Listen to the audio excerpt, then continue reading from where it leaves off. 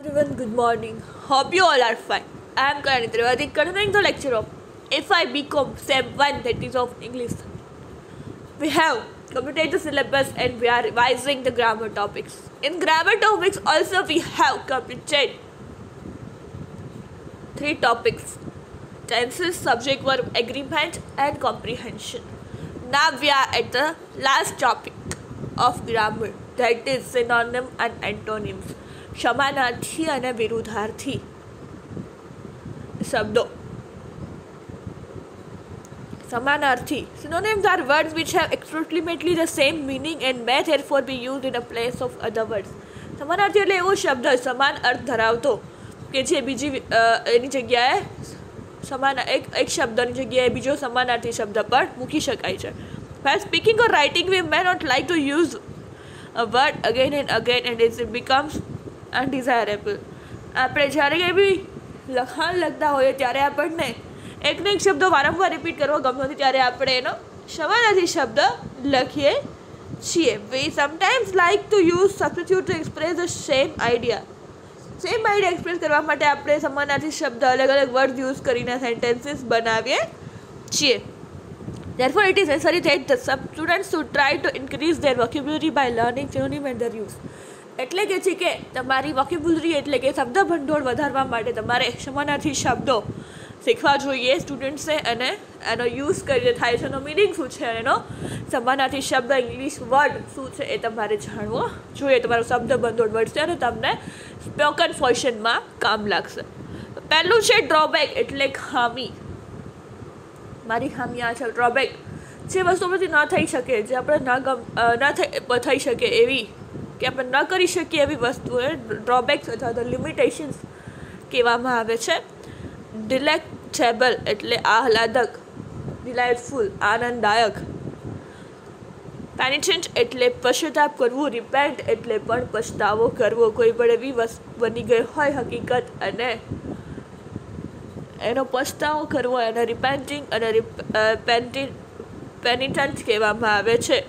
વેન્ચન એટલે અનુભવી અને એક્સપિરિયન્સ એટલે પણ અનુભવી. ઇવોક એટલે જાગૃત કરવું, બ્રિંક આઉટ એટલે પણ જાગૃત કરવું.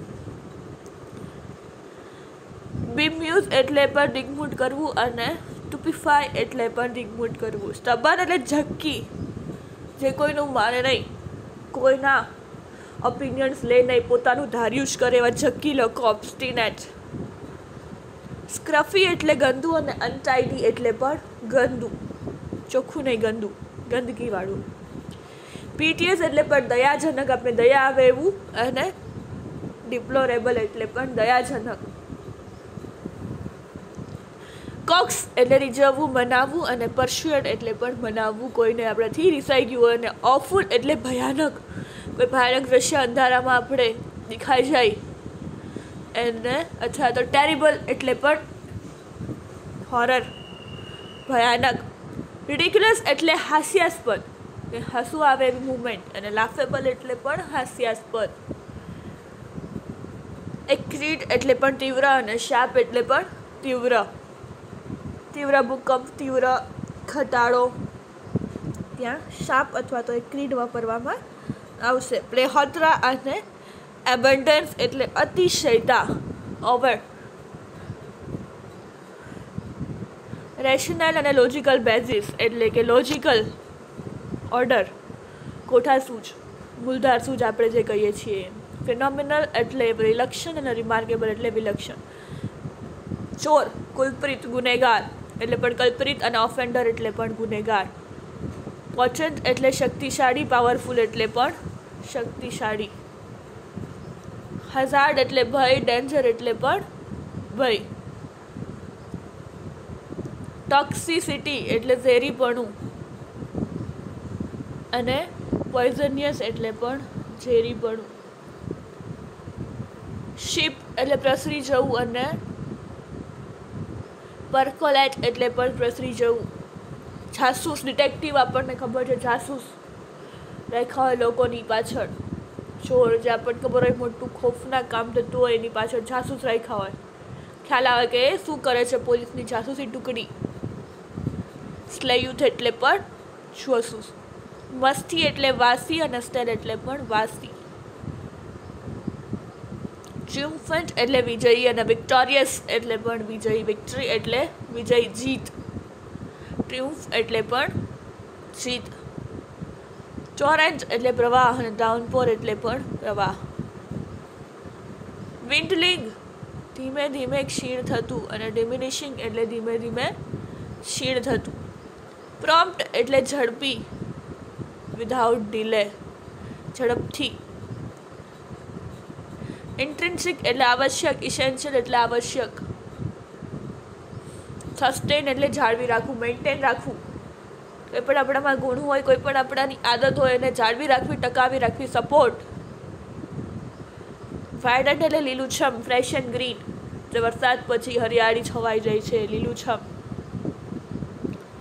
હાર્મની બેલેન્સ, એગ્રીમેન્ટ, સંવાદિતા. ડિન એટલે ઘોંઘાટ અને લાઉડ નોઇઝ, નોઇઝ એટલે પણ ઘોંઘાટ, જોર જોરથી અવાજ, મ્યુઝિક. એ હોબલ એટલે ખોળાંગતું, લિમ્પ એટલે પણ ખોળંગાતું. ટસ્કર એટલે હાથી, દંતસૂળવાળો હાથી, મેલ એલિફન્ટ. ટસ્કર કહેવામાં આવે છે, મેલ એલિફન્ટ. પ્રિસિપિશિયસ સીધું ચઢાણ, સ્ટીપ એટલે પણ ચઢાણ, જે ચડવાનું હોય ત્યાં. ટ્રેટ એટલે ગુણ, લક્ષણ, આપણો વિશિષ્ટ ગુણ. અને કેરેક્ટરિસ્ટિક્સ એટલે પણ એક ગુણ, લક્ષણ, લાક્ષણિકતા, વિશિષ્ટ ગુણ. પ્રોલિફરેશન એટલે ફેલાવો, સ્પ્રેડ કરવું એટલે પણ ફેલાવવું, માહિતી સ્પ્રેડ કરે છે. એસ્ક્રાઇબ એટલે આરોપણ કરવું અને એટ્રીબ્યુટ એટલે પણ આરોપણ કરવું. મૂલ્યાંકન કરવું, ઇવેલ્યુશન હોય છે, ઇવેલ્યુશન. ઇનહેરન્ટ એટલે અંતર્ગત, ઇનબોર્ન જે આપણામાં જન્મથી જ આવેલું હોય. પ્રિડિક્શન એટલે આગાહી અને પ્રોફેસી એટલે પણ આગાહી, અગાઉથી આમ થશે. વાતાવરણ વિભાગ જે આગાહી કરે છે કે આગળના 24 કલાકમાં ભારેથી અતિ ભારે વરસાદની આગાહી છે, એને પ્રિડિક્શન કહેવાય અને પ્રોફેસી કહેવાય. રિલેટેડ ટુ વોટર, એક્વેટિક, પાણીમાં રહેતું, એને એક્વેટિક કહેવામાં આવે છે, પાણી સાથે સંકળાયેલું. Related to water. ગિલ્સ એટલે શ્વાસેન્દ્રિય, બ્રીધિંગ ઓર્ગન. લીગસી એટલે વારસો અને ઇનહેરિટન્સ એટલે પણ વારસો, વારસામાં આવેલું. ઇનહેરિટન્સ એટલે વારસાગત, વારસામાં આવેલું. ઉદારતા, જનરસિટી, નોબેલ માઇન્ડેડ. ઓનેસ્ટી એટલે પ્રામાણિકતા, ઇન્ટિગ્રિટી એટલે પ્રામાણિકતા. સસ્પિશિયસ એટલે શંકાવાળું, ડાઉટફુલ એટલે પણ શંકાવાળું. શંકા કરવી, સંશયી. અપેરલ દિગ્મૂઢ થવું અને શોક એટલે પણ દિગ્મૂઢ. પેસ્ચર એટલે ગોચર અને ગ્રેઝિંગ લેન્ડ એટલે જે ખાઈ શકાય એટલે ગોચર. ઘાસવાળી જમીન, જે ઘાસ ખાતા પશુઓ ખાઈ શકે એવી જમીન, ઘાસ ઉગેલી એને ગોચર કહેવામાં આવે છે. ફોરબિડિંગ એટલે અટકાવનારું, પ્રિવેન્ટ એટલે પણ અટકાવવું.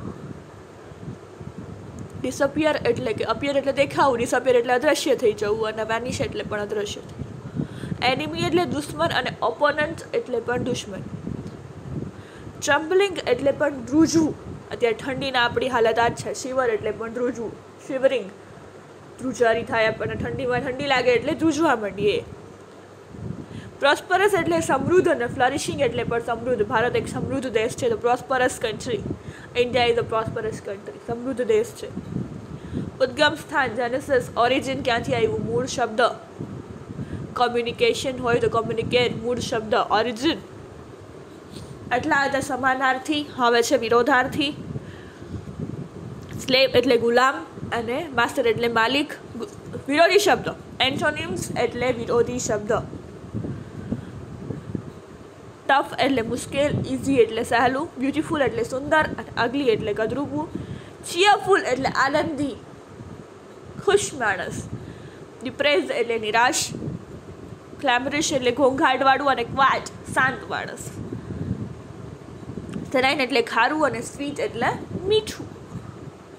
સ્ટડી એટલે મજબૂત અને વીક એટલે નબળું. પોવર્ટી એટલે ગરીબી, એફ્લુઅન્સ એટલે સમૃદ્ધિ, રિસેમ્બલન્સ એટલે સરખામણી,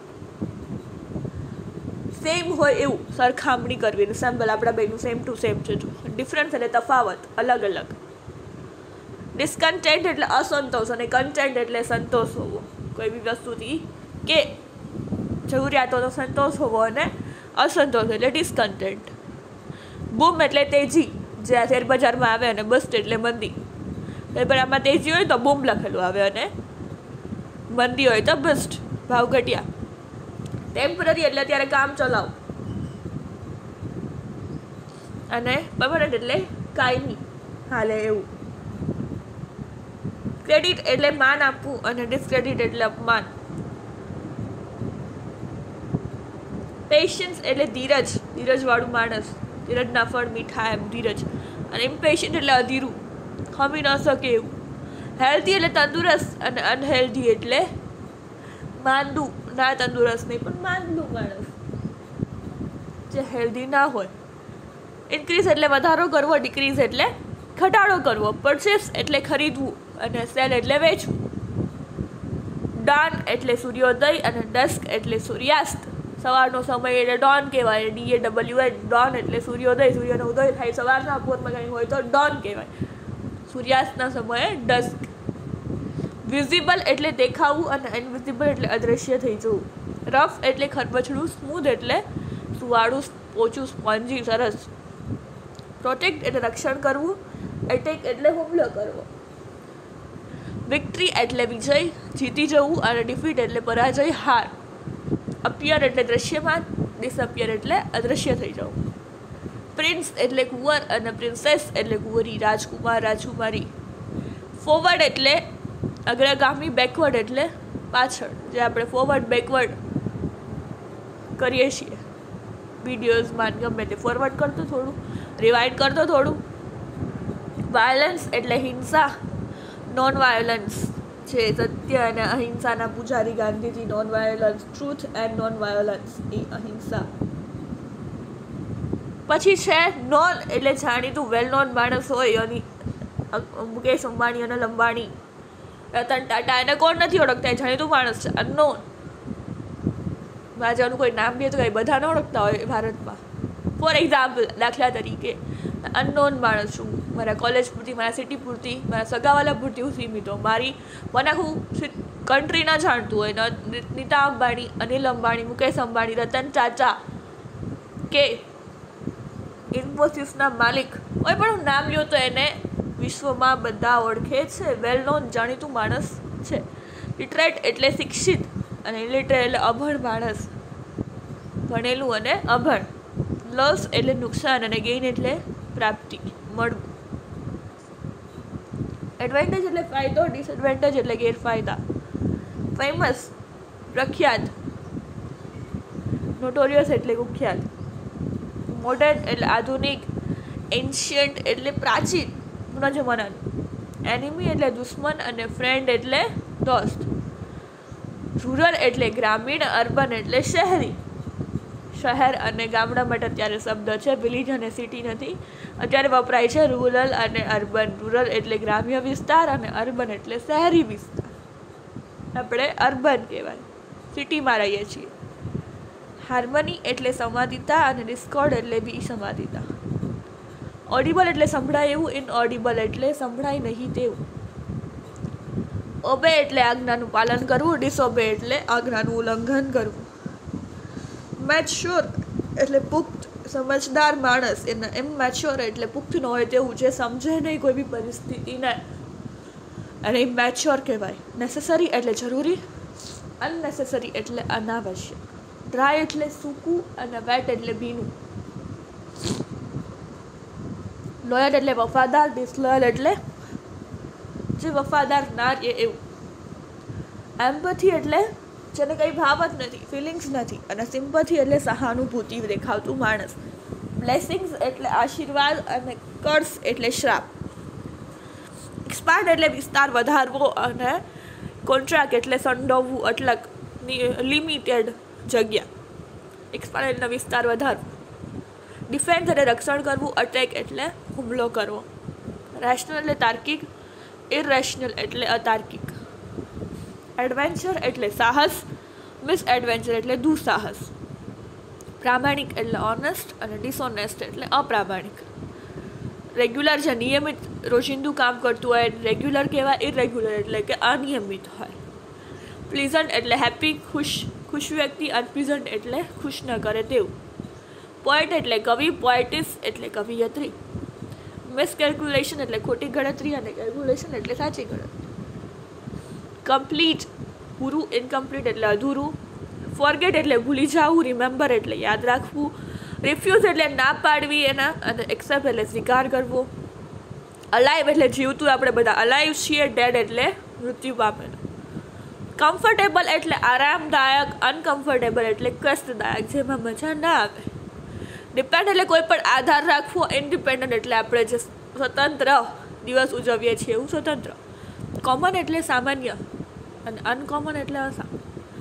ડિઝાયર એટલે ઈચ્છા, અનડિઝાયર્ડ એટલે અનિચ્છિત, જે કામ આપણને ઈચ્છા ન હોય એવું કરીએ એને અનડિઝાયર્ડ કે. ડિસ્કરેજ કરવું એટલે કોઈને હતોત્સાહિત કરવું, કોઈ કામ કરતું હોય એને પાડવું. એન્કરેજ કરવું એટલે પ્રોત્સાહન આપવું, તું કર, બરાબર કરે છે, એને પ્રેરણા આપવી. ઇન્ડિવિજ્યુઅલ એટલે કોઈ વ્યક્તિગત, અને કલેક્ટિવ એટલે સમૂહમાં, ગ્રુપને related. This is all about synonyms and antonyms. We'll continue in the next lecture. Thank you for listening. Have a nice day.